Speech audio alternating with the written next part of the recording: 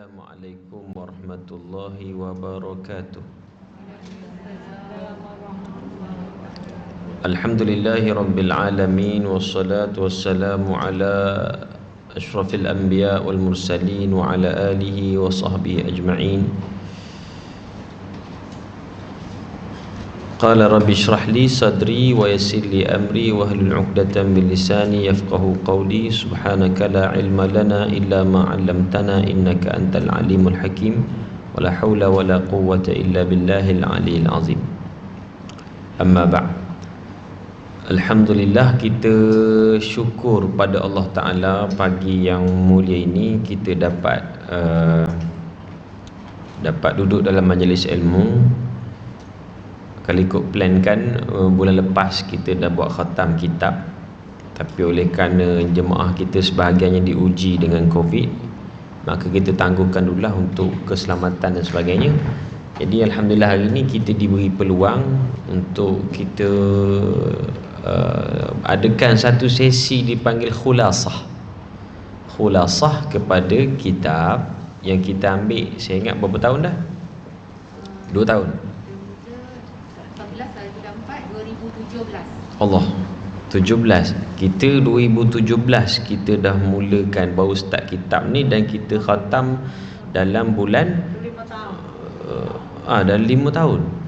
5 tahun ni kalau baby baru lahir dah besar adik Rayyan yang meninggal. Masuk tadika 5 tahun kitab ni.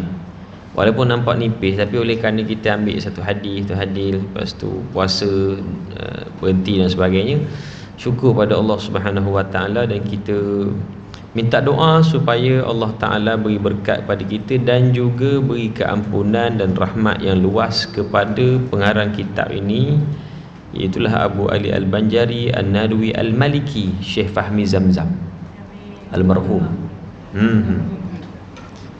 Jadi besarlah pahala orang yang karang kitab ini, kerana kita dapat ambil istifadah dan juga kita dapat ambil pengajaran. Baik. Hadis penawar hati ni, mula-mula sekali saya memilih kitab ini untuk dibawa kepada pengajian duha muslimat selama 5 tahun yang kita lalui ini. Sebenarnya saya nampak kitab ni dia tidak begitu berat untuk orang-orang yang nak mengaji hadis. Asalnya ini dipanggil untuk peringatan, sebab ulumul hadis sebenarnya dia berhajat kepada kesungguhan yang tinggi. Sebab tu para ulama yang belajar hadis sebenarnya dia mempunyai orang kata kesungguhan, terutama dalam memahami jalur-jalur riwayat hadis, daripada perawi-perawi, macam mana nak menentukan hadis yang sahih ataupun tidak. Sebab itu di zaman awal Islam, sebenarnya di zaman awal Islam hadis-hadis Nabi itu tak dibenarkan untuk dibukukan, oleh kerana dibimbangi takut tertukar dengan Al-Quran. Oleh kerana Al-Quran dalam bahasa Arab dan juga hadis juga dalam bahasa Arab, maka tak dibenarkan untuk dibukukan. Apabila berlakunya perang yang dipanggil perang, kalau tak silap saya, perang Al-Yamamah. Perang Al-Yamamah ini perang yang berlaku di antara orang kafir dan juga orang Islam, yang mana bila berlakunya perang ini, ramai dalam kalangan orang-orang Islam itu mati syahid di jalan Allah Ta'ala. Dan kebanyakan dalam kalangan mereka yang banyak makanan ni, memang dah buat kenduri betul hari ni. Aish. Ni sudah bagus ni. Bersemangat. Dia bersemangat nak berhenti awal lah.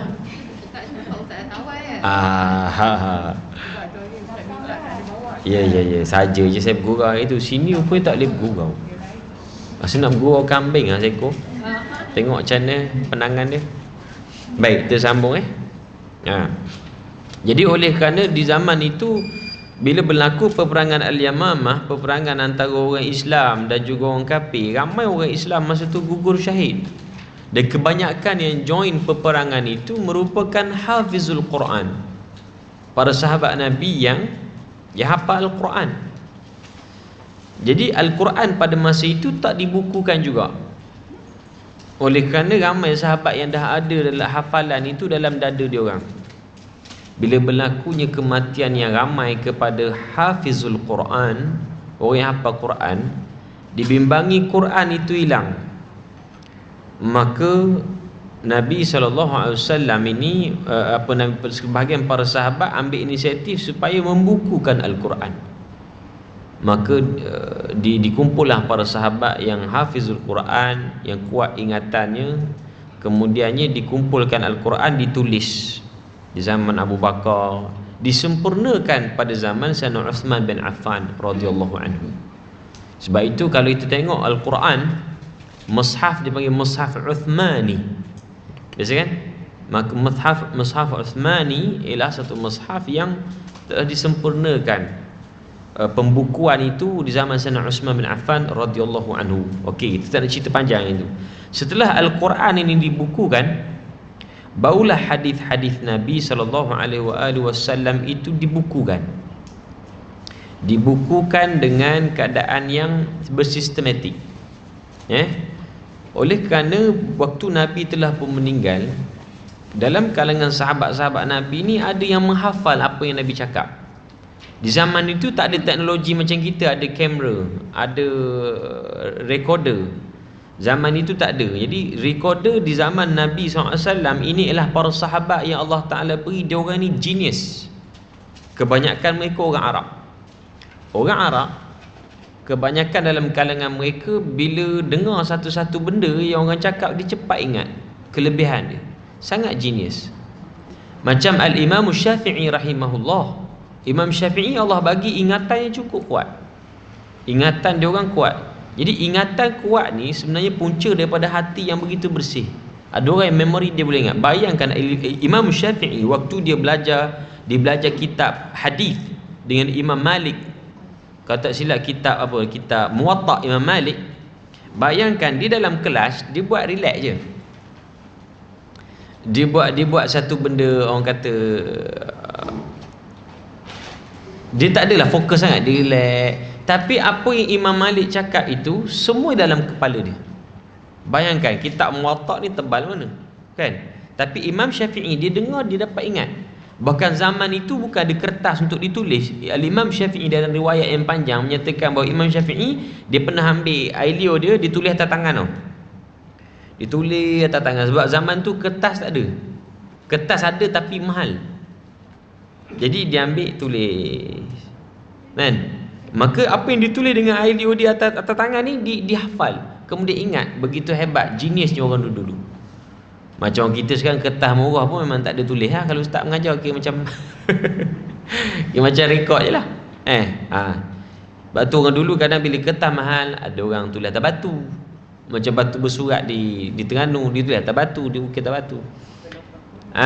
Jadi Al-Imam Syafi'i dia boleh hafal dengan keadaan yang begitu cepat kerana ingatan dia ni sangat-sangat kuat. Genius Allah Ta'ala bagi kepada umat terdahulu. Mungkin kerana masa tu tidak ada maksiat yang banyak. Sekarang ni susah kita nak kuatkan ingatan sebab buka mata tengok maksiat. Pergilah mana-mana pun, tambah-tambah dekat Selangor, dekat Kuala Lumpur, pergi dekat tengah-tengah bandar, nampak amai-amai seksi, betul tak? Jadi benda ni kadang-kadang merosakkan ingatan kita. Imam Syafi'i rahimahullah sampai satu peringkat waktu dia pergi ke pasar, dia nak kena tutup telinga sebelah. Sama juga dengan Sufyan Ats-Tsauri. Bila dia pergi ke pasar, dia kena tutup telinga. Sebab apa? Dibimbangi apa yang didengar sepanjang perjalanan itu dapat diingati semua sekali kerana memori cukup kuat.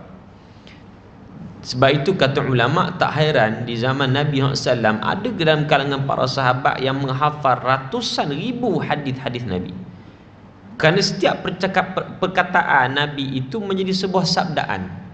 Kalau benda itu didengar oleh orang ramai, waktu Nabi bercakap macam hadis innamal a'malu binniyat, hadis ni didengar secara ramai. Nabi mungkin berucap dalam kalangan para sahabat yang ramai, kemudian sahabat lain tu, mana sahabat-sahabat yang mendengar menyatakan perkara yang sama. Sami'tu min Rasulillah sallallahu alaihi wasallam. Sami'tu Rasulullah sallallahu alaihi wasallam qala kadza kadza wa kadza. Nabi, aku dengar Nabi cakap macam ni, sahabat lain pun cakap macam ni, maka ni dipanggil mutawatir. Hadis yang diriwayatkan secara secara ramai, hadis mutawatir. Jadi hadis-hadis ini dikumpulkan, barulah keluarnya al-imam-imam yang besar, umpamanya imam yang 6 yang mengeluarkan sunan sittah, iaitulah Imam Ahmad, Imam Bukhari, Muslim, Tirmizi, An-Nasai, Ibnu Majah, keluarlah imam-imam yang hebat dalam mengumpulkan hadis, dalam nak mengklasifikasikan hadis yang mana sahih, yang mana hasan, yang mana maudhu', yang mana dhaif, itu hadis. Jadi hadis-hadis ini dikumpulkan supaya nak suruh kita ni ambil pedoman dan beramal dengan dia. Maka Syekh Fahmi Zamzam almarhum mengumpulkan hadis-hadis yang banyak ini, diambil 42 hadis. Diambil 42 hadis yang berkaitan dengan, maknanya kalau kita baca hadis itu dapat mengubati hati kita. Sebab akhir zaman, apa yang paling obvious berlaku dalam kalangan masyarakat kita ialah maksiat kepada Allah Azza wa Jalla yang berleluasa, yang puncanya daripada hati yang kotor. Maka hati ni kalau kita nak berubat dia, di mana ada ubat farmasi? Di mana ada ubat hospital hati ni, betul?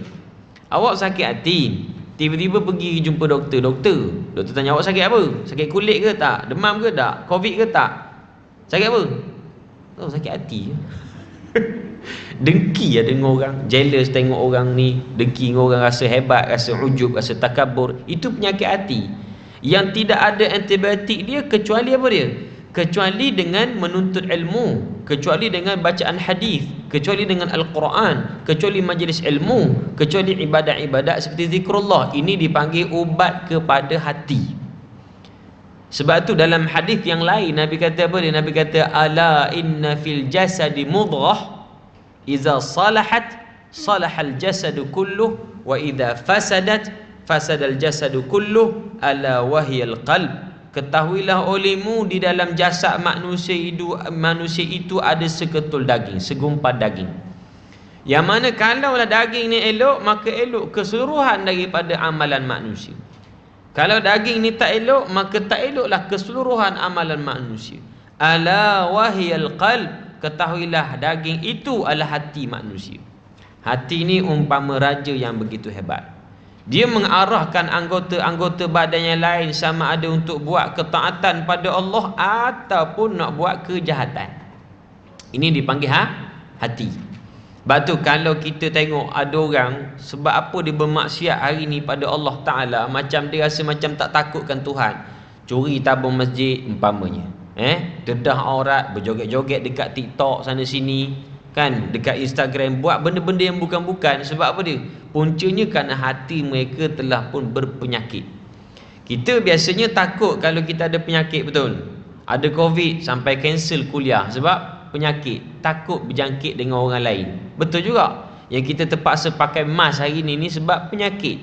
Itu dipanggil penyakit yang berlaku secara luaran. Ada orang kalau dia ada penyakit kencing manis, dia akan berhati-hati, dia tak berani nak makan manis. Betul? Ada orang dia ada sakit apa lagi? Sakit darah tinggi, maka dia tak berani nak ambil benda yang berkolesterol. Jantung dia tak berani nak ambil yang benda yang kolesterol, sebab dia takut jasmani dia tercedera dengan sebab penyakit-penyakit luaran ini. Tapi tak ramai orang yang ambil tahu dan ambil berat tentang penyakit yang berlaku dalam hati manusia, yang menyebabkan seluruh kehidupannya totally jadi orang yang tak guna. Makna orang yang bermasalah dalam hidup dia puncanya kerana hati. Sebab tu hati ni Nabi SAW sebutkan bahawa idza salahat salahal jasadu kulluh. Kalau baik daging ni, maka baiklah keseluruhan amalannya. Hari ni betapa ramainya orang contohnya buat maksiat. Dia tengok benda haram. Kenapa dia? Kerana hati awak kotor. Dia tengok mulut cakap benda yang tak elok, fitnah orang, kerana hati awak kotor. Demikianlah juga kaki kita melangkah ke tempat maksiat, kerana hati awak kotor. Sebab itu kita tak boleh nak bercakap seseorang itu, ustaz, dia tu mulut je nampak lantang, nampak lancang sikit mulut dia, tapi hati baik. Tak boleh cakap gitu. Dia tu nampak je ustaz pakai seksi, dedah aurat macam sebahagian artis. Bila dia pakai seksi, orang tegur dia.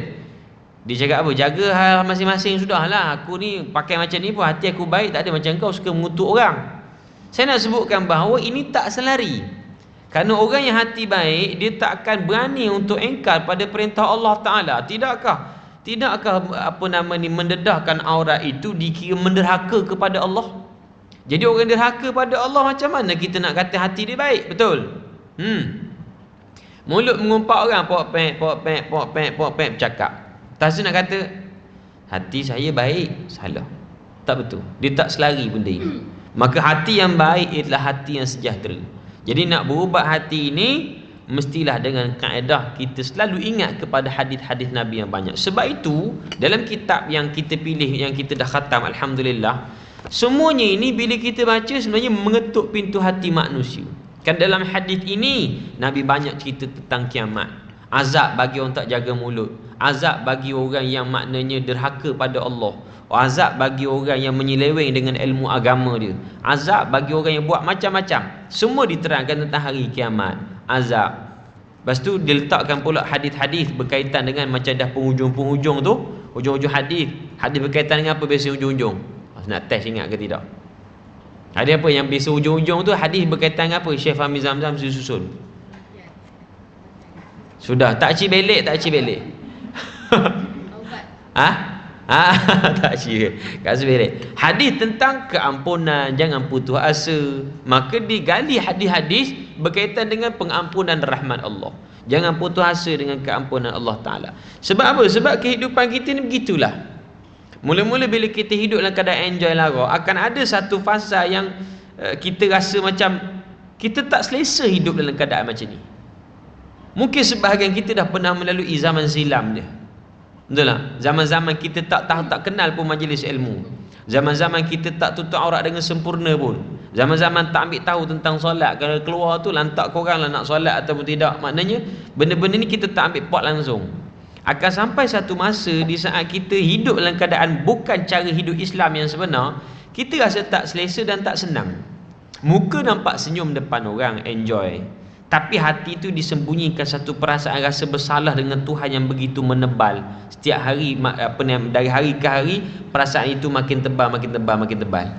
Maka ada satu perasaan bila Allah kurniakan macam tu, kita rasa nak kembali kepada cara hidup Islam yang sebenar. Maka dengan sebab itu hadis-hadis ini nak suruh kita bermuhasabah bahawa tujuan hidup kita atas dunia ini bukan hanya setakat nak enjoy. Nampak tu? Sebab tu Allah Ta'ala sebut dalam Al-Quran, wa ma khalaqtul jinna wal insa illa liya'budun.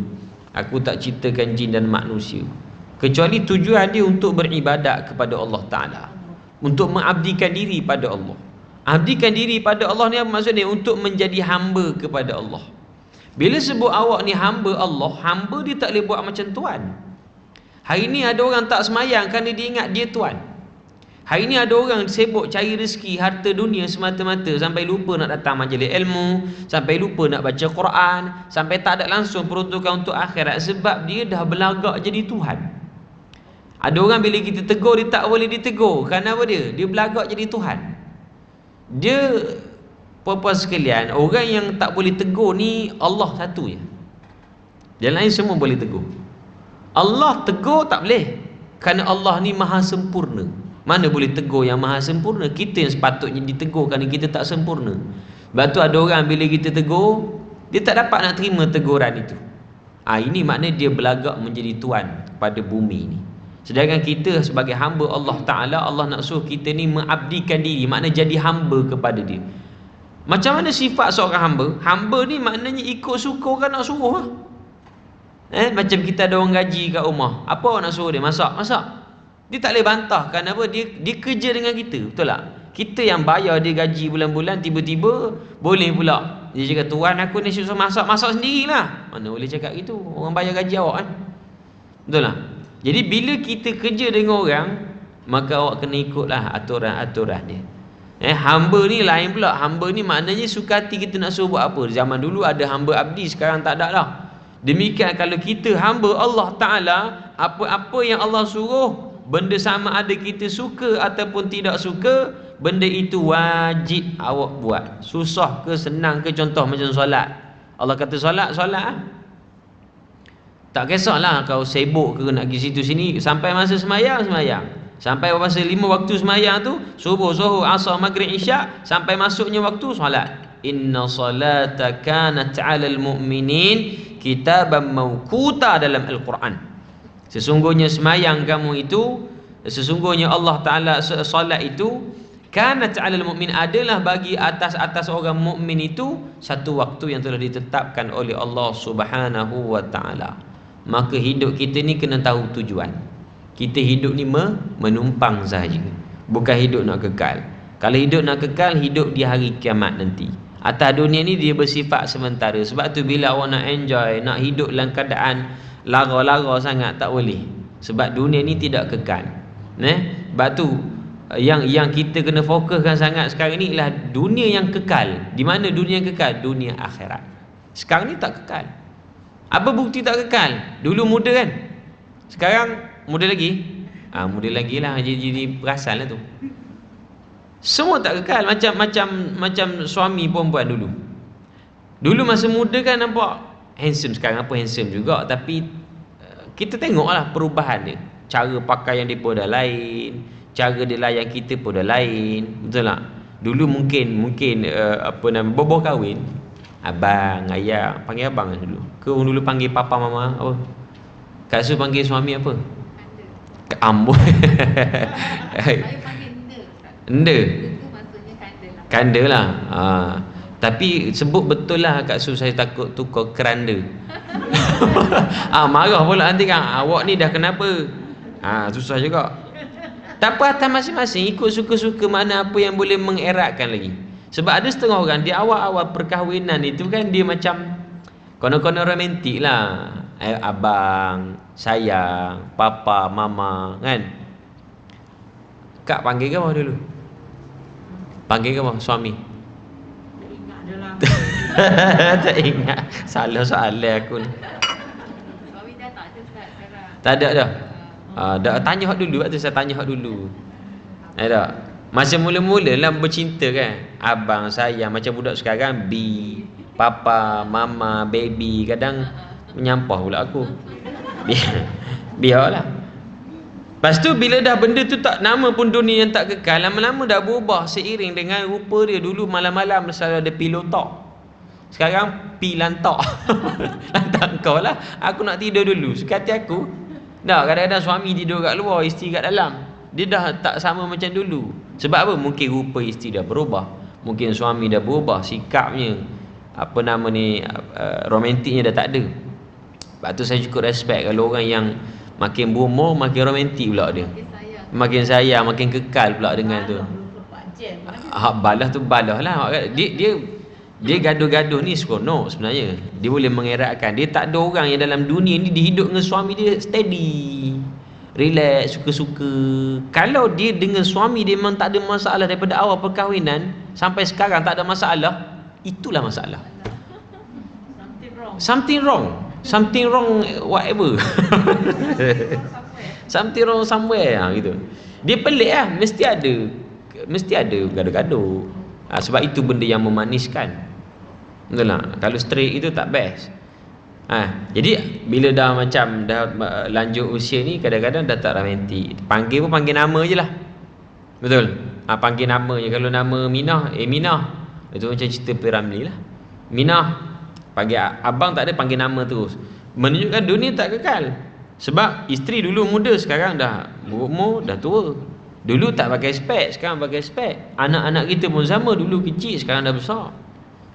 Kan? Maka yang kekal itu hanyalah akhirat. Akhirat tak ada orang yang akan tua. Akhirat tak ada orang yang akan jadi baby. Dia standard, umur dia macam tu lah, bertahun-tahun pun macam tu lah. Dan akhirat, waktu kekalnya akhirat dia tak akan mati. Sekarang ni kita hidup di dunia akan menghadapi kematian. Oleh kerana kita akan mati, inilah kita nak buat persiapan daripada sekarang. Baiki hati supaya betul, cakna dengan agama Allah Ta'ala. Sebab semua apa yang kita buat ni Allah Ta'ala akan hitung. Amalan apa pun setiap hari. Contoh hari ni awak duduk dalam majlis ilmu, Allah tulis. Sebab tu setiap kali kita direzekikan Allah untuk duduk dalam majlis ilmu, hati ni kau boleh jangan berhenti untuk ucapkan tahmid. Syukur pada Allah, alhamdulillah ya Allah. Ramai lagi orang kat luar sana busy dengan kerja, tak sempat langsung nak datang majlis ilmu. Sebab dia dengar online dengan hadir sendiri, dia takkan sama pahala dia. Kelebihan majalisul ilm tak sama dengan orang yang duduk dengar online. Ini sepakat ulama. Orang yang duduk majlis ilmu ni kelebihannya banyak. Allah permudahkan jalan ke syurga. Bahkan orang yang duduk dalam majlis ilmu ni, seluruh apa yang ada di sekelilingnya, daun-daun, ikan-ikan di laut, semua mendoakan, ya Allah ampunkan orang yang duduk dalam majlis ini. Kita dikelilingi oleh malaikat-malaikat yang ramai, memang kita hakikatnya tak nampak, tapi diorang ada mendoakan kita. Sebab setiap kali Allah rezekikan awak duduk dalam majlis ilmu, walaupun awak duduk tu daripada awal sampai akhir, awak tidur je kerja awak, Allah Ta'ala bagikan keampunan. Betul? Mungkin kau orang yang tidur tu malaikat doa lebih sikit, ya Allah bagi ampunkan dosa dia, banyak sangat kot dosa tidur ni. Tapi sini alhamdulillah, sini orang tak tidur, bagus. Jadi itu keadaan dia. Orang yang duduk tengok dengar online, dia hanya dapat ilmu saja, dia tak dapat barakah majlis ilmu. Sebab tu saya cukup terkilar waktu PKP dulu, kita dihentikan majlis ilmu macam tu saja, dengan alasan nak mengelak penularan wabak Covid. Dalam masa yang sama, pasar dibuka secara bebas, mall dibuka secara bebas. Maknanya orang masuk tanpa sekatan, tanpa kira umur. Sekarang budak-budak saya tak boleh bawa anak kerana SOP-nya tak dibenarkan. Tapi di pasar boleh pula bawa, di pawagam boleh bawa. Ini saya rasa tak apa kita tegur. Faham tak? Supaya biar ada balance. Jangan kita takut untuk menyatakan yang benar itu benar, yang salah itu salah. Saya tak kisah orang nak kecam saya ke apa, tapi nampak sangat obvious. Di masjid, sampai satu hari saya nak bawa anak, tak dibenarkan masuk. Habis tu anak aku nak letak kat mana? Kita nak mengajar, saya bawa seorang anak, tak boleh nak masuk budak-budak. Takkan saya nak tinggal kat pawagam, takkan saya nak tinggal dekat mall, sebab mall boleh masuk budak. Jadi benda ni tak adil sebenarnya. Jadi waktu lama juga kita PKP itu hari tak ada majlis ilmu, orang tak dapat datang ke masjid. Maka ini satu benda yang merusingkan. Sebab apa?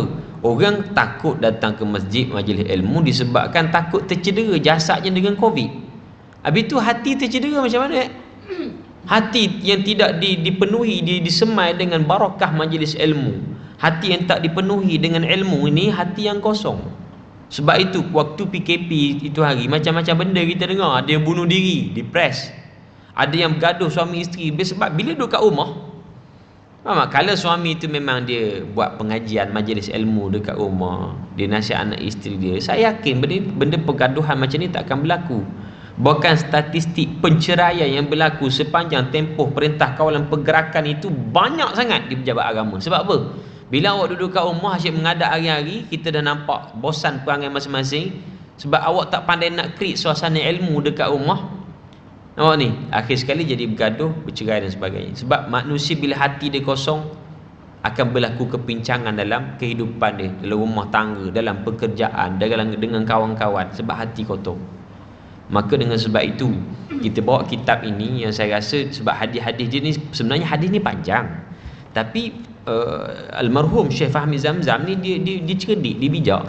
Dia ambil hadis-hadis, dia potong jadi pendek. Ambil part-part yang penting. Makna kalau kita dengar hadis ni, mengetuk pintu hati nak berubah kerana Allah Subhanahu wa taala.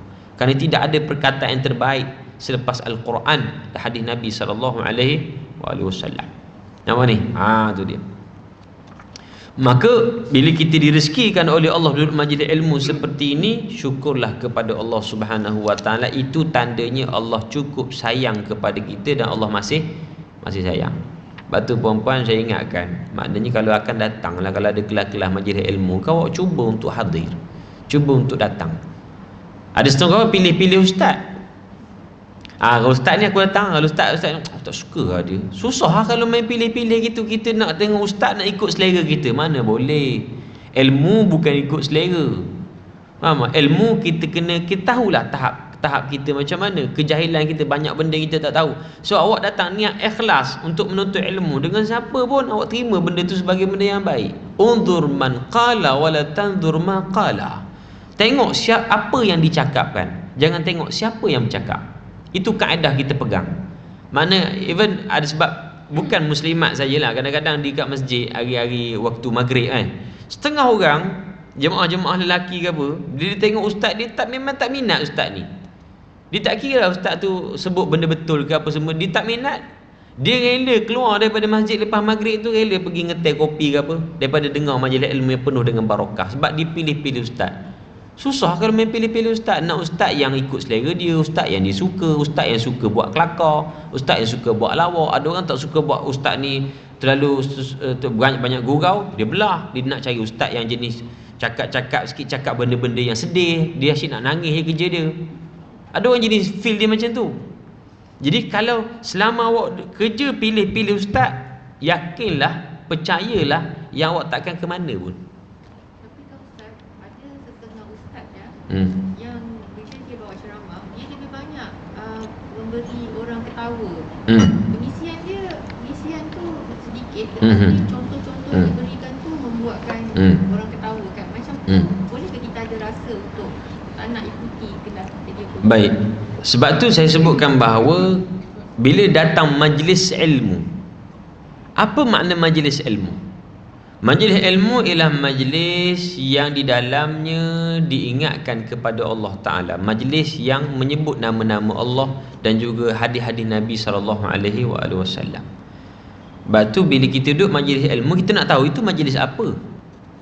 Majlis ilmu ke majlis buat lawak? Kalau majlis buat lawak, baik awak pergi Maharaja Lawak Mega, betul. Tapi kalau majlis-majlis ilmu ialah majlis yang diingatkan tentang ayat-ayat Allah Ta'ala. Sebab tu syarat nak menjadi benda tu majlis ilmu, sekurang-kurang baca sepotong ayat Quran. Sama juga macam khutbah Jumaat. Di antara syarat sah khutbah itu, salah satu rukunnya mesti dibaca sepotong, walaupun satu ayat Quran awak kena baca. Qul huwallahu ahad. Sah khutbah. Ada setengah pengkhutbah yang tak tengok teks. Dia khutbah tak baca langsung ayat Al-Quran, maka itu bukan khutbah. Kerana khutbah ni, peringatan ni ialah ayat Al-Quran dan hadis Nabi SAW. Banyak kali juga saya tegur asatizah, ustaz-ustaz, bila kita ceramah, paling-paling pun baca sepotong 2 ayat Quran untuk sebagai peringatan. Sebab setengah-setengah ustaz ni dikira nak melawak, dikira lawak, rate dia tinggi. Bila melawak sikit, jemaah gelak, jemaah suka, rating dia tinggi. Yang suka perempuan lah, tambah-tambah cerita suami isteri contoh kan. Kalau benda tu setakat selit sikit je, just orang kata celoteh, tak nak bagi mengantuk, boleh lah. Tapi kalau daripada awal awak maknanya dalam program ceramah tu, daripada awal buat lawak benda-benda tu, saya rasa benda tu tak elok lah.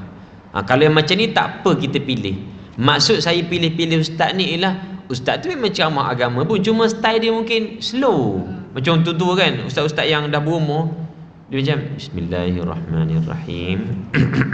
Batuk banyak daripada ceramah. Kita muka surat berapa dah. Biarlah, kadang-kadang ulama-ulama ini barakahnya ilmu banyak. Sebab tu orang dulu-dulu bila dia mengaji di pondok-pondok, tu guru ulama-ulama, siapa pun yang datang asalkan ilmu tu benar, benda tu tak menyeleweng, nampak ni, maka diterima sebagai satu ilmu. Adab dia ada. Dan setengah orang dia boring, dia tak dengar. Dia buat sembang sama-sama dia, tak betul.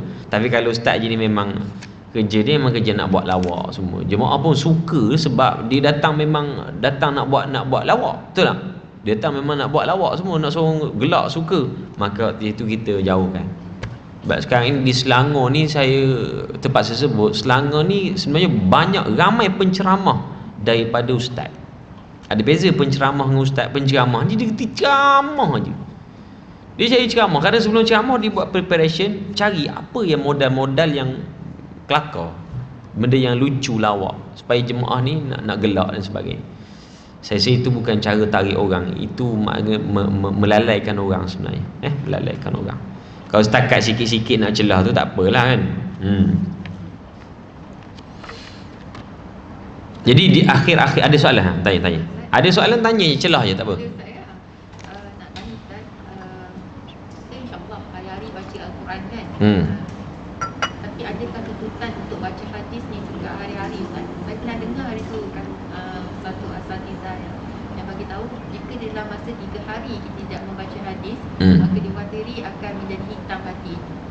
Jadi adakah hadis tu juga juga dituntut untuk dibaca hari-hari seperti kita baca Al-Quran? Baik. Dia ada beza antara Al-Quran dan hadis Nabi sallallahu alaihi wasallam. Al-Quran bila dibaca menjadi sebuah ibadah. Hadis bila dibaca mendapat berkat di situ. Sebab itu dalam hadis menerangkan kelebihan orang baca Quran, man qara'a harfan min kitabillah falahu bihi hasanah wal hasanatu bi asyri amthaliha. Siapa-siapa yang membaca satu huruf daripada Al-Quran, maka Allah Ta'ala beri 10 kali ganda pahala. Kalau baca alif lam mim 3 huruf, maka 30 pahala. Kerana Al-Quran itu kalamullah, perkataan Allah. Hadis ialah perkataan daripada Nabi SAW. Cumanya bezanya yang itu menjadi pahala ibadat yang banyak. Hadis ini awak baca untuk mendapat barakah daripada Allah Azza wa Jalla. Sebab itu terkadang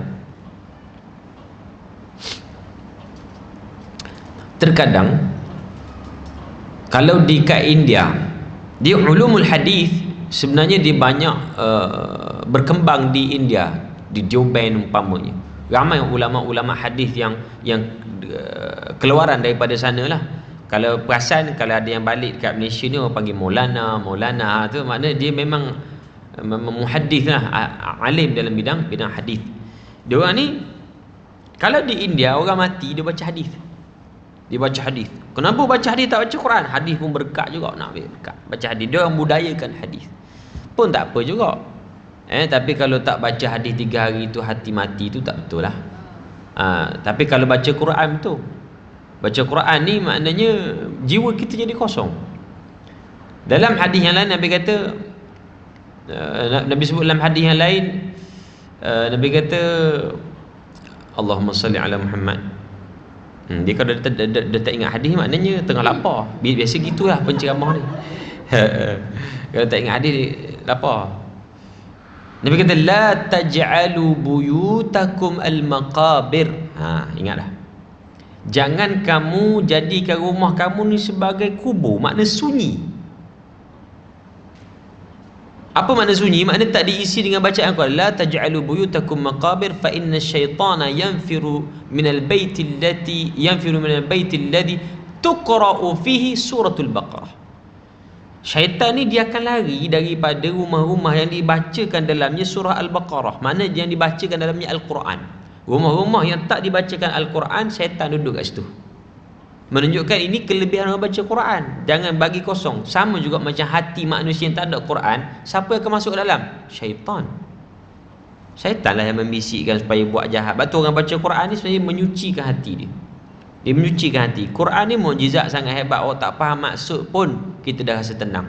Pagi-pagi dengar baca Quran, Alhamdulillahi Rabbil Alamin, tak faham pun.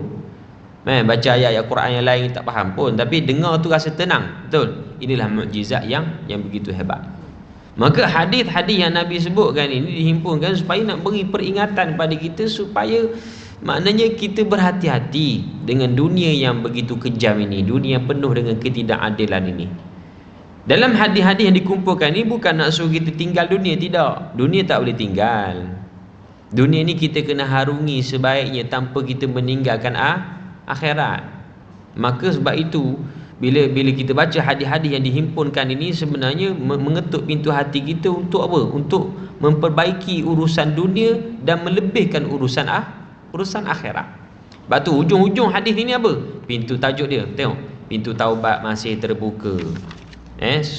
Lepas tu dia start yang dah 40 dah. Rahmat Allah Ta'ala luas dan pengampunan berterusan. Pintu taubat masih terbuka. Lepas tu apa? Penutup dah. Maknanya hadis-hadis ujung tu letak keampunan Allah Ta'ala. Nak menunjukkan bahawa hidup manusia ni memang dia akan terlibat dengan kelalaian di tengah-tengah jalan, tengah-tengah usia. Akhir sekali Allah Ta'ala nak suruh kita balik kepada dia dengan cara bertaubat pada Allah Ta'ala. Ditekankan lagi dengan hadis Nabi SAW. Maknanya kita nak tak naknya awak kena kembali bertaubat pada Allah atas dosa-dosa yang lampau. Maknanya hak dosa-dosa kita buat tu tinggal semua sekali. Sebab kita yakin bahawa setiap orang yang mati dalam keadaan diampunkan dosa oleh Allah Azza wa Jalla, orang ni Allah Ta'ala bagi syurga. Akhirat nanti awak nak kena faham, tidak ada tempat yang maknanya kita boleh singgah-singgah lagi kecuali syurga dan neraka. Kita hidup atas dunia ni antara syurga neraka je. Kalaulah kita fikir sekarang, kita muhasabah, kalau awak mati semua hari ni, sekarang ni mati contoh, ni pukul apa dah? 10.43. Katakanlah dalam 2 minit lagi mati semua. Sekarang mati, tak sempat nak makan. Makan tu saya seorang, kejap lagi korang mati. Contoh. Suka hati aku je. Mati semua. Agak-agak kalau kita mati ni, awak masuk syurga ke neraka? Kita memang boleh kita sebut apa yang kita nak. Betul. Sebab mati ni dipanggil last dah. Last mati. Awak tak nak ibadat, tak nak buat apa pun. Dan kita nak masuk syurga ataupun neraka sebenarnya bergantung kepada cara kita hidup atas dunia ni. Kalau kata nak masuk neraka, kita tak berani, takut benda tu jadi doa, kita terpaksa cakap syurga. Hakikatnya awak sendiri yang tahu amalan awak dengan Allah Ta'ala macam mana. Hutang tak habis bayar, katakan 2 minit lagi mati. Ya Allah Ustaz, saya tak buat preparation apa pun lagi. Dengan hutang dia tak bayar lagi, dengan qada solat lepas tak ada lagi, puasa lepas tak ada lagi. Mungkin saya banyak lagi dosa-dosa, dengan suami pun tak sempat minta maaf, dengan anak-anak mungkin terzalim dekat dia orang, dengan kawan-kawan mungkin saya kecilkan hati dia orang. Sebab saya kata kalau 2 minit lagi awak meninggal, apa jadi dengan kehidupan kita dalam keadaan kita tak buat persiapan apa pun. Hutang tak bayar banyak lagi dengan orang, hutang dengan Allah pun ada lagi. Nampak? Jadi kalau awak mati dalam keadaan tak settle lagi benda-benda macam itu, adakah dapat syurga? Nak kata masuk neraka tak berani. Betul tak? Sebab itu kita kena tahu kematian itu akan datang pada bila-bila masa saja. Sebab tu urusan kita dengan Allah Ta'ala jangan kita tangguh. Kalau ada solat hak lepas tinggal, qada. Sebab ada orang dia kata, Ustaz dulu saya tinggal semayang, sekarang saya dah berubah, dah taubat pada Allah. Dia tak macam tu. Dia kena qada. Kerana Nabi sebut dalam hadis, majoriti ulama bersepakat bahawa solat yang lepas itu kena qada, wajib diqada. Kerana dainullah ahaqqu ayyuqda. Hutang dengan Allah Ta'ala, kata Nabi, lebih layak dan lebih berhak diqadakkan, diganti dan dibayar. Hutang kita dengan manusia pun kena bayar, hutang dengan Allah Ta'ala lagilah kena bayar. Zakat contohnya, tak bayar zakat, kena qadak. Puasa ganti bayar, solat ganti bayar. Sebab ada orang bukannya sepanjang hidup dia tak pernah lara, tak pernah tinggal semayang langsung, dah qadak ke belum? Nabi kata dalam hadis, man nasiya salatan aw nama anha falyuqdiha idza dzakaraha. Orang yang tertidur ataupun tinggal semayang kerana tertidur ataupun lupa, dia kena qada balik, semayang balik, solat balik, bayar balik sewaktu dia teringat. Kalau tertidur dengan lupa pun kena qada, yang tinggal dengan sengaja lagilah kena qada.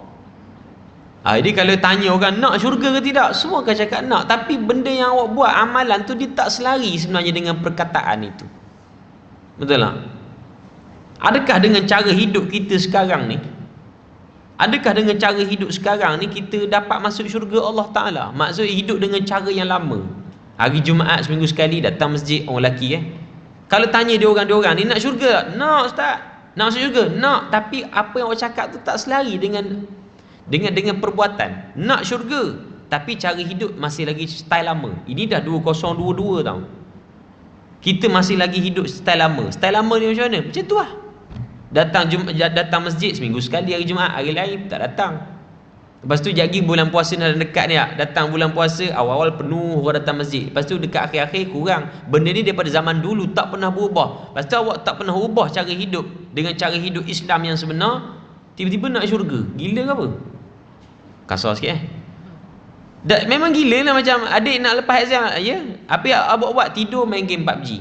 Exam nak lulus, dia panggil dia nak straight A, tapi apa awak buat? Tak ada study, tak ada preparation, 24 jam main game. Gila ke apa?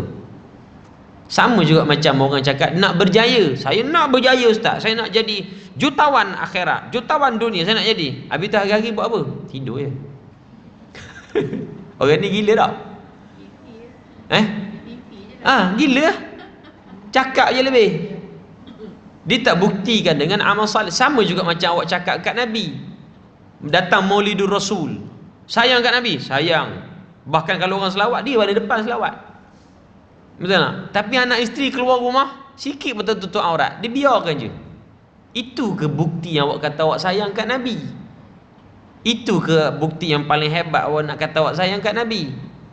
Takut Allah, takut, tapi suami cakap lawan, kecilkan hati suami. Itu ke tanda orang takut pada Allah? Sama saya sebut tadi, nak syurga tak? Nak. Amalan awak tak selari dengan apa yang awak nak, itu aja. Sebab tu hadis-hadis yang kita baca ni semua nak ingatkan kita supaya nak betulkan balik hati kita yang barangkali dia keluar track, dia tak on track. Kadang-kadang kita ni elok jalan macam orang buat highway kan, elok bila lalai tu dia panggil micro sleep.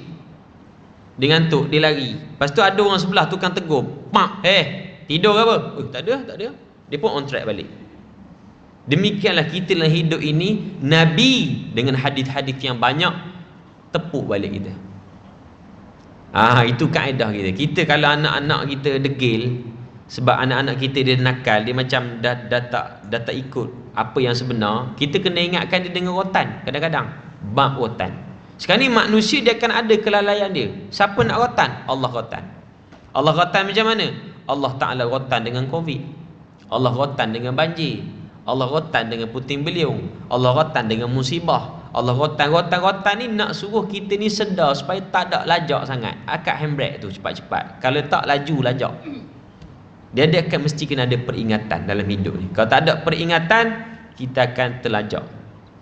Bila terlajak, habis lah. Kalau terlajak benda buat baik tak apa, tapi terlajak benda-benda haram pula. Lepas tu kena selalu datang majlis ilmu, bacakan dengan hadis. Dan insya-Allah akan datang kita dah, alhamdulillah dah khatam kitab ni. Syukur pada Allah Ta'ala, dah banyak siri-siri rakaman yang kita buat.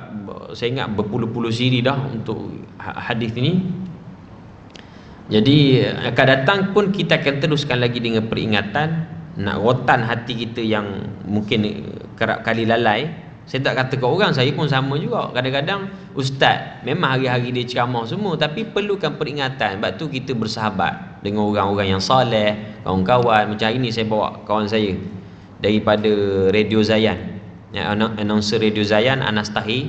Ini antara kawan saya jugalah yang banyak sangat, maknanya dia ingatkan kita. Sebab biasa kalau dalam live radio, saya orang tanya soalan, biasa dengan Zayan ni saya ada sesi jawab soalan lah. Orang tanya, saya jawab, orang tanya, saya jawab. Kadang-kadang kita dah terbiasa ceramah dekat audiens depan surau masjid. Perkataan kita kadang macam tadi sebut gila.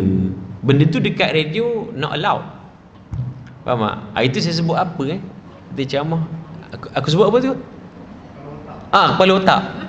Saya cakap orang ada isu lah sikit. Saya cakap maknanya orang yang mungkin orang yang tak ikut Islam ni, suka-suka hati dia nak bermudah-mudah dengan hukum Islam, kepala otak dia. Saya cakap dalam radio benda tu secara spontan. Kalau dekat masjid ni benda tu mungkin kalau orang dengar funny, betul lah, mungkin orang dengar biasa. Ustaz ni, weh, kepala otak kasar yang maknanya tak memberi apa-apa isu. Faham tak? Tapi dalam radio benda tu jadi isu sampai kan kena potong part tu.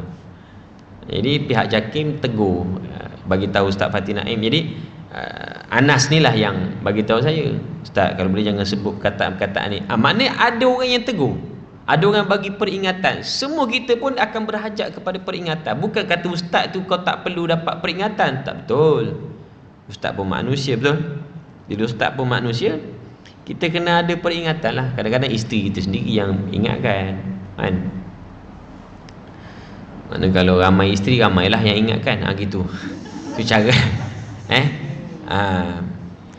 Baguslah, maknanya balik sini yang ni ingatkan macam ni, balik sini yang ni ingatkan macam ni pula, kan? Kalau ingatkan tak apa. Kalau asyik nak maki suami, aku tidur tahfiz lah. Tu kecil. Tu kecil. Pukul sebelah lah.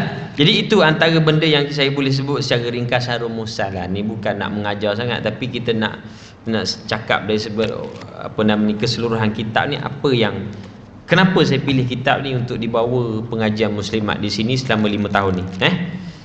Jadi insya-Allah akan datang pun kita akan teruskan juga dengan kitab yang lebih deep lagi, iaitu 40 hadis yang menceritakan tentang barzakh. Yang menceritakan tentang barzakh. Ada insya-Allah nanti saya akan maklumkan dekat Kak Su akan blast dengan awak punya grup lah.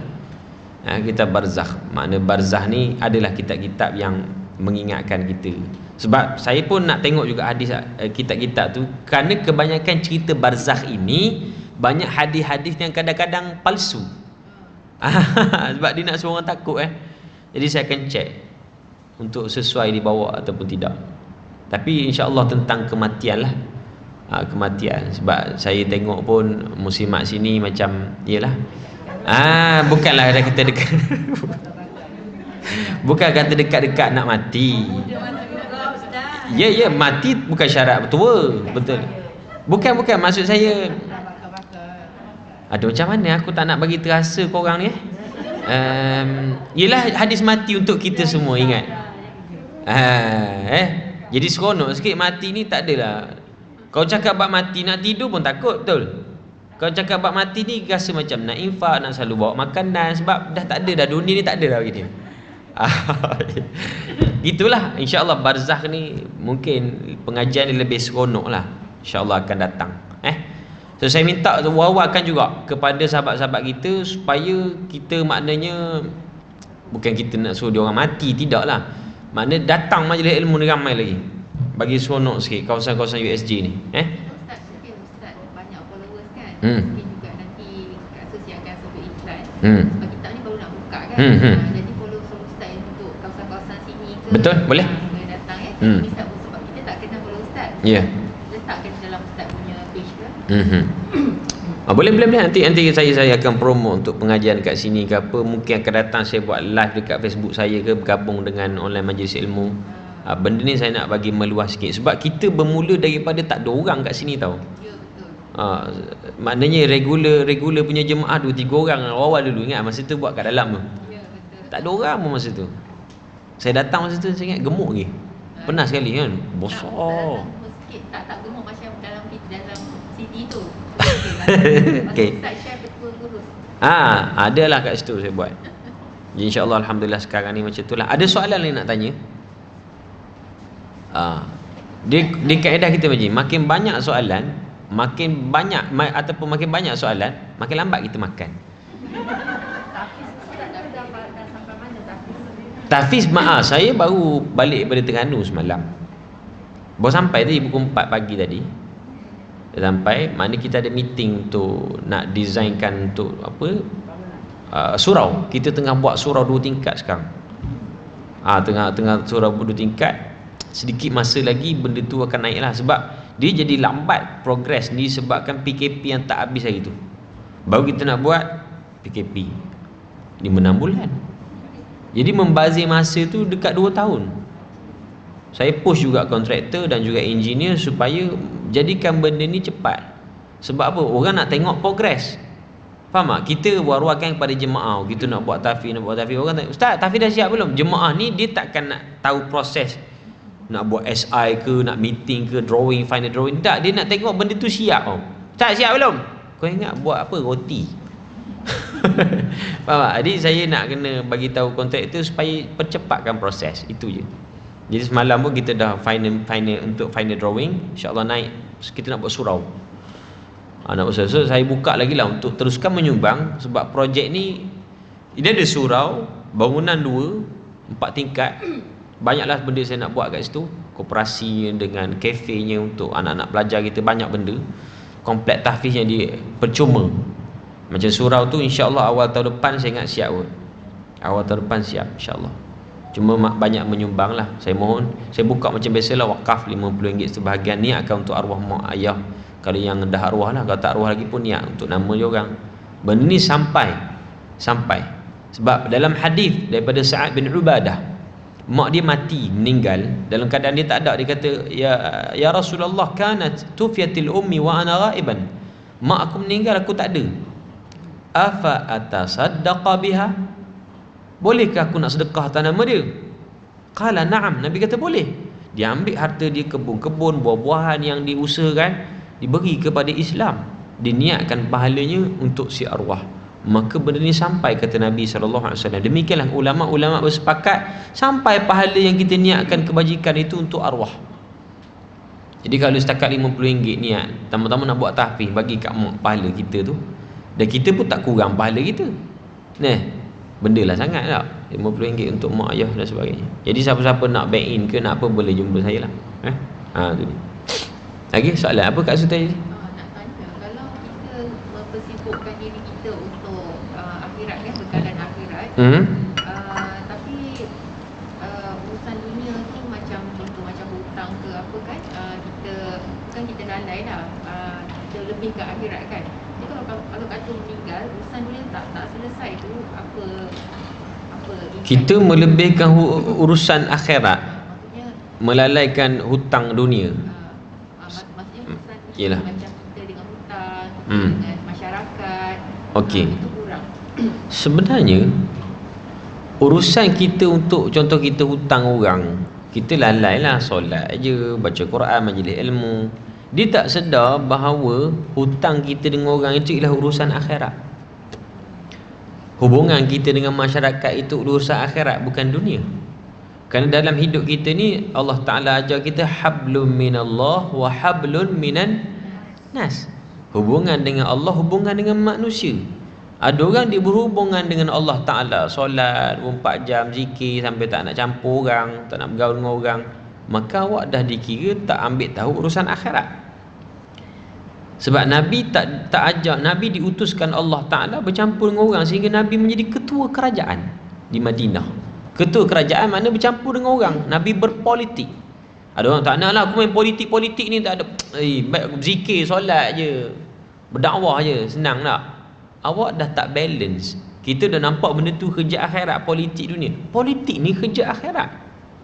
Kalau politik ni kerja dunia semata, kenapa Nabi SAW menjadi ketua kerajaan? Jadi Nabi pegang tampuk pemerintahan kerajaan itu supaya nak bawa Islam di Madinah itu, supaya syariat Allah Ta'ala itu dijadikan menyeluruh. Sebab Islam ini ada sebahagian daripada syariatnya yang tak boleh dilaksanakan tanpa penguatkuasaan dari sudut kekuasaan yang ada. Faham tak? Contoh macam judi.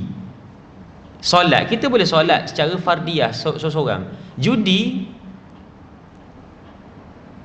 dia tak boleh dihapuskan kecuali dengan kuasa. Ada syariat Islam yang kita nak buat mesti dengan ada kekuasaan. Orang mencuri, nak potong tangan, siapa nak potong? Kak Su nak potong, saya ustaz nak potong, saya tak ada kuasa. Mesti orang yang ada autoriti, pihak berkuasa. Pihak berkuasa itu nak berhajat kepada kerajaan.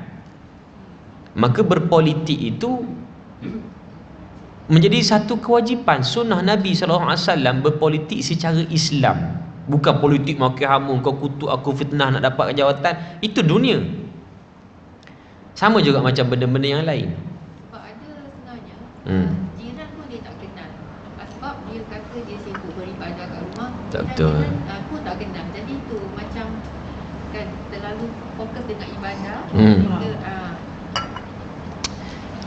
Dia bila kita bergaul dengan orang, hubungkan silaturahim, terutama dengan jiran-jiran dan sebagainya, itulah ibadah.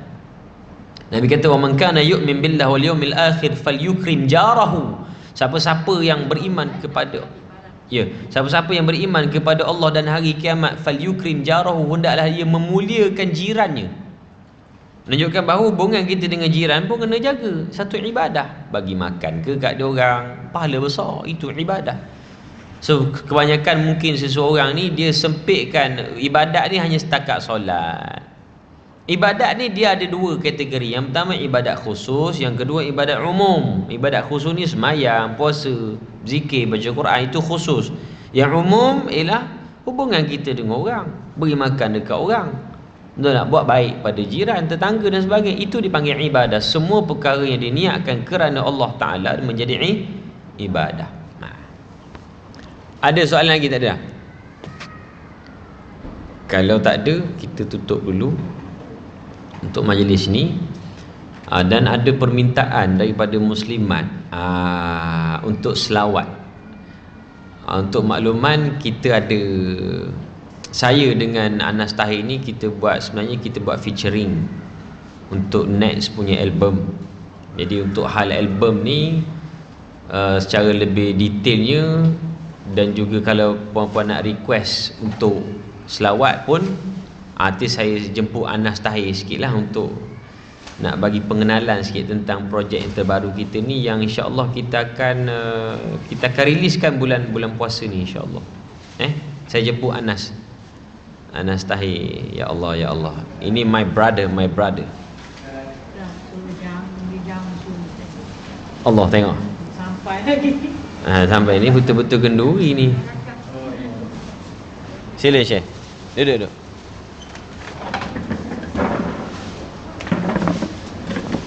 Assalamualaikum warahmatullahi wabarakatuh. Saya ni datang tadi pasal tadi dekat Radio Zayan ada sesi soal jawab dengan Ustaz Fati. Saya tanya Ustaz Fati, kejap lagi ada bagi apa? Kuliah kat mana-mana ke? Ustaz kata ada dekat Masjid USJ. So saya datang lah. Bukan tak ada plan pun Ustaz kan sebenarnya. Saya datang. Sebab kalau tidak saya balik rumah pun tak buat apa juga. Dah habis kerja pukul 10 pagi kan. So alhamdulillah lah. Apa tadi Ustaz? Nak cakap Ustaz apa? Album. Oh, pasal album ni. Sebenarnya album kita nak buat dalam 10 lagu insya-Allah. Saya dengan Ustaz Fati akan masukkan zikir-zikir. Hari tu kita dah buat zikir apa? Zikir, betul tak nama dia, zikir di waktu kesedihan ni? Zikir kesedihan Boleh. Ya Hayyu Ya Qayyum kan. Dan ada beberapa lagi lagu yang dah siap. Saya nyanyi sikit lah Ya Hayyu Ya Qayyum ni. Mungkin tak ramai hafal. Even saya pun sebenarnya tak hafal zikir ni. Tapi bila saya baca dia punya khaifiat, dia punya hikmah-hikmah semua baik. Jadi saya lagukan dia supaya insya-Allah kita senang hafal insya-Allah. Bismillahirrahmanirrahim. Ya Hayyu Ya Qayyum birahmatika astaghith wa aslih li sya'ni kullahu wa la takilni ila nafsi tarfat ainin abada. Maksud dia pun ada dekat dalam zikir nanti. So insya-Allah dengan zikir kesedihan yang dah kita lagukan nanti dimelodikan, nanti bolehlah ingat insya-Allah. Kan? Gitulah ceritanya. Ada nak tanya ke Anas? Saya jawab dulu kot. Sebelum tanya. Penyampai Radio Zayan pagi-pagi pukul 6 sampai pukul 10. Saya dengan Mawi hari Isnin sampai Jumaat. So dalam 4 jam tu kita ada kelas tajwid, tapi simple-simple Ustaz. Pasal Radio Zayan ni banyaknya kita nak tarik budak-budak muda supaya dia orang lebih minat dengan yang baru nak belajar tentang Islam. Pasal kadang-kadang dia orang nak pergi ke IKIM mungkin agak berat sikit kot. Kan? So dia orang nak, tapi kalau dia orang dah rasa macam aku dah boleh pergi lebih dah ni. So dia orang akan pergi dengan IKIM lah. Kita ni untuk budak-budak yang baru nak ni kan, dia santai-santai, tak berat sangatlah. Gitulah. Tapi soalan ni berat juga Soalan boleh tahan juga berat-berat. Tapi Ustaz jawab best. Sebab Ustaz dia muda lagi kan. Jawab. Kalau ada yang tertanya lagi mungkin, saya adik pada Faizal Tahir. Umur dah 39 insya-Allah tahun ni. Insya-Allah kalau Allah beri kesempatan umur yang panjang. Itu je lah kot. Saya bukan ustaz. Okey, thank you kepada Anas Tahir, sahabat saya yang banyak sangat orang kata berinspirasi kat saya lah. Sebab dia walaupun dia artis ataupun selebriti, tapi orang yang maknanya dekat, suka benda-benda agama kan. Sampaikan satu peringkat kita ajak dia joint venture untuk buat zikir pun. Zikir ni sebenarnya projek ni kita nak bantu tahfiz juga. Sebab saya dah bagi tahu dia kita nak naikkan bangunan, nak buat surau tadi. So benda tu perlukan dana yang besar. Sebab kalau kita buat kutipan kat masjid pun orang bagi RM1, surau apa nak siap mana siap surau. Jadi kita buat album untuk bantu, nanti kita jual semua, orang boleh beli sambil menderma. Jadi mudah-mudahan dengan album ini, dengan joint venture dengan Anas Tahir ni, mudah-mudahan benda tu jadilah insya-Allah. Jadi saya perlukan support daripada puan-puan lah, ibu-ibu, akak-akak semua. Doakan untuk kejayaan ni insya-Allah. Amin. Amin. Ya Rabbal Alamin. Itu sikit baru tu teaser tu. Alhamdulillah banyaklah. Banyak lagi. Dia kena beli lah. Dia kena beli. Lepas ni baru kita beli. Tak ada letak syiar hari insya-Allah bulan puasa. InsyaAllah. Tadi zikir kesedihan tu lah. Saya suka zikir ni Anas yang kompos. Sono. Apa tadi? Ya Hayyu. Ya Hayyu Ya Qayyum birahmatika astaghith wa aslih li sya'ni kullahu wa la takilni ila nafsi tarfata ainin abada. Tu saya tambah tu. Dia lagu ni saya dengar sekali dia kompos, terus dapat tau. Sebab melodi ni kadang-kadang kalau benda tu menyentuh hati kita, kita cepat ingat. So nanti anak-anak muda pun dengar dia kata bi rahmatika astaghith, dengan arrangement muzik yang bass, slow. So mudah-mudahan orang kata dakwah dengan zikir ni seronok juga sebenarnya. Dakwah dengan zikir, sebab lagu sekarang ni banyak sangat keluar yang heavy-heavy Jadi orang tak ingat doa, orang tak ingat zikir. Jadi itu antara usaha saya dengan Anas lah. Sebab dia memang bidang dia. Saya memang orang agama, ceramah, dan masa sama minat juga untuk kompos lagu ke muzik ni.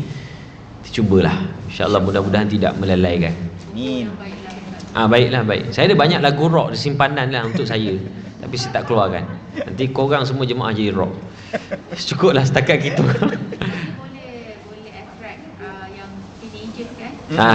Betul. Lepas tu dia dengar Korean song kan. Buat macam rentak je pun tak apa juga kot. Betul. Jadi zikir tadi tu lebih international lah. Bunyi dia macam international sikit, macam ala-ala Sami Yusof punya style soul. Macam kalau saya zikir-zikir yang biasa perempuan dengar yang saya buat dulu, yang dah beli tu, itu lebih kepada Arab punya style. Kan? Arab punya style zikir-zikir macam Hasbi Rabbi Jallallah, itu Arab. Tapi anda buat bi rahmatika astaghith, dia cerita pun tak pandai dah. Tak belilah. Lagi satu Anas. Anas request ni. Lagi satu Sekejap saya nak ingat balik. Ada lagu Sayyidul Istighfar pun ada kan? Saya cuba tapi saya sebenarnya nak bawa melodi ni dia macam agak syahdu juga sebab kita merintih kan. Tapi saya belum lagi nak dapat kompos yang agak syahdu tu sikit. Saya cuba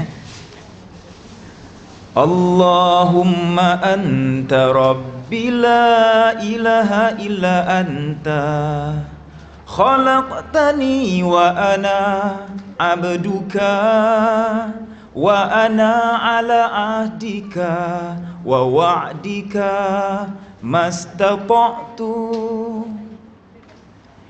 a'udzu bika min syarri ma sana'tu abu'u laka bi ni'matika 'alayya wa abu'u bi dhanbi faghfir li fa innahu la yaghfiru dhunuba illa anta la yaghfiru dhunuba illa anta. InsyaAllah sikit Sayyidul Istighfar. Amin. Okey, untuk tu takut nanti kan ada payment tambahan. Okey, cukup setakat itu dulu. Jadi kita minta mudah-mudahan majlis hari ini diberkati. Amin. Dan kita tak mengelakkan juga daripada makanan tu basi sebab lambat makan. Okey, kita berhenti kat situ. Bismillahirrahmanirrahim. Alhamdulillah alamin wassalatu wassalamu ala Rasulillah wa ala alihi washabihi ajma'in. Allahumma zidna ilma warzuqna fahma. Rabbana atina fid dunya hasanah wa fil akhirati hasanatan wa qina adzabannar. Wa sallallahu wasallam ala Muhammad wa ala alihi washabihi baraka wasallam. Alhamdulillah rabbil alamin. Assalamualaikum warahmatullahi